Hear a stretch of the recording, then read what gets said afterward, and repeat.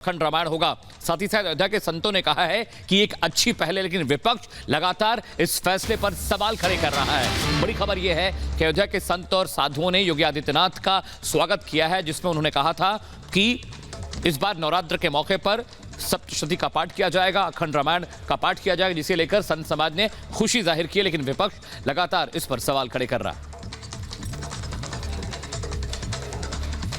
पूज्य योगी आदित्यनाथ जी महाराज को coat coat आभार है, धन्यवाद है। पूज्य योगी आदित्यनाथ जी महाराज ने कहा कि नवरात्रि के पावन अवसर पर दुर्गा सप्तशती का पाठ और रामनवमी के शुभ अवसर पर रामचरितमानस का पाठ, मुझको लगता है कि इससे पॉजिटिव एनर्जी और ऊर्जा, जिससे यह आम जनमानस का कल्याण होगा और यह उत्तर प्रदेश उत्तम प्रदेश को बढ़ेगा।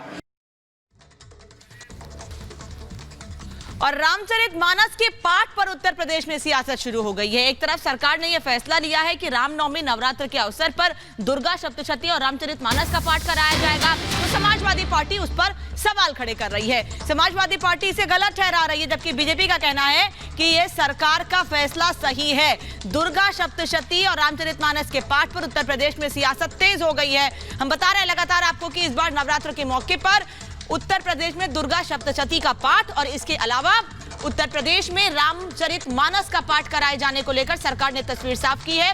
इस पर समाजवादी पार्टी सवाल खड़े कर रही है, जबकि बीजेपी का कहना है कि सरकार का फैसला सही है। राज्य का कोई धर्म नहीं होता है। राज्य के लिए सभी धर्म, उसके फेस्टिवल, उसके कल्चर बराबर होने चाहिए, उनको बराबर से ट्रीट किया जाना चाहिए, जो कि उत्तर प्रदेश में नहीं हो रहा है। ये बहुत अच्छी बात है। चलिए कि आपने 1-1 लाख रुपए धार्मिक आयोजन के लिए आपने जिलेवार जारी किए हैं, लेकिन मुख्यमंत्री जी, हम आपसे एक निवेदन और भी करना चाहते हैं कि ये जो आपने 1 लाख रुपए दिया है, इसका इस्तेमाल पूरा हो जाए।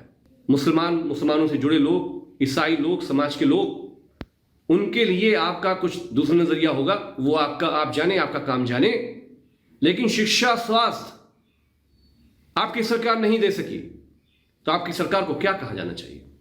तो ये ध्यान बदलने के लिए 1-1 लाख रुपया जो आपने बांटा है, उत्तर प्रदेश के लोग आपकी नीयत, आपकी मंशा सब जानते हैं। देखिए, कोई भी अगर धार्मिक अनुष्ठान उत्तर प्रदेश में, भगवान श्री राम की जन्मभूमि है, भगवान श्री राम की लीला स्थली भी है, अगर श्री रामचरितमानस से जुड़ा हुआ कोई भी अनुष्ठान होता है तो वह अपने आप में स्वागत योग्य कदम होना चाहिए। और जगत जननी जगदम्बे माता विंध्यवासिनी का यह त्रिकुट जो पूरा क्षेत्र है, चाहे वहाँ अष्टभुजा माता हो, चाहे काली खो हो, और चाहे माँ विंध्यवासिनी माता का मंदिर, और भी उत्तर प्रदेश में कई शक्तिपीठ हैं, और माता जी को जगत जननी माना जाता है। और जगत जननी के नाते अगर उनका स्मरण करके, उनसे प्रार्थना करके राज्य के लिए, राष्ट्र के लिए, विश्व के कल्याण के लिए प्रार्थना की जाती है, तो इसका भी स्वागत होना चाहिए। विवेक राय के पास चलते हैं लखनऊ, जहां से वो ज्यादा जानकारी के साथ जुड़े। विवेक राय, इस अनुष्ठान को लेकर सरकार पर विपक्ष लगातार सवाल खड़े कर रहा है। विपक्ष का कहना है कि ये बाकी जो जाति धर्म के लोग हैं उनके लिए भी किया जाना चाहिए। जी बिल्कुल, देखिए, जब से ये फैसला आया उसके बाद से तमाम जो प्रतिक्रियाएं हैं वो आनी शुरू हो गई हैं। मुस्लिम धर्मगुरुओं की बात करें, हिंदू धर्मगुरुओं की बात करें, राजनीतिक दलों की बात करें, सबने इस पर अपनी प्रतिक्रियाएं दी हैं।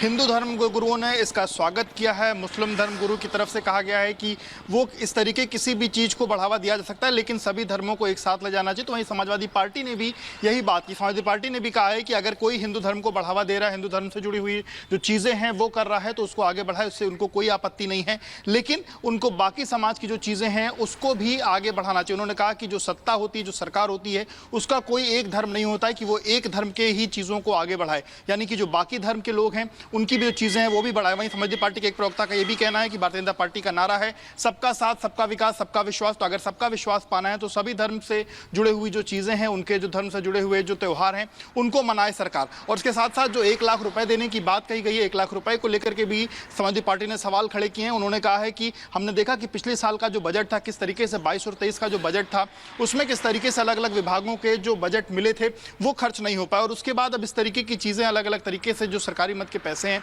उनका इस तरीके से इस्तेमाल होना, ये कितना सही कितना गलत है, ये चीज़ें जनता तय करेगी। तो ये तमाम ऐसी ऐसी चीज़ें हैं जिसको लेकर के कल जब ये बयान आया है, विवेक, हमने देखा है उत्तर प्रदेश में रामचरितमानस या ऐसे आयोजन अगर होते हैं तो इसके पहले भी सवाल उठते रहे हैं, और रामचरितमानस पर समाजवादी पार्टी का स्टैंड क्या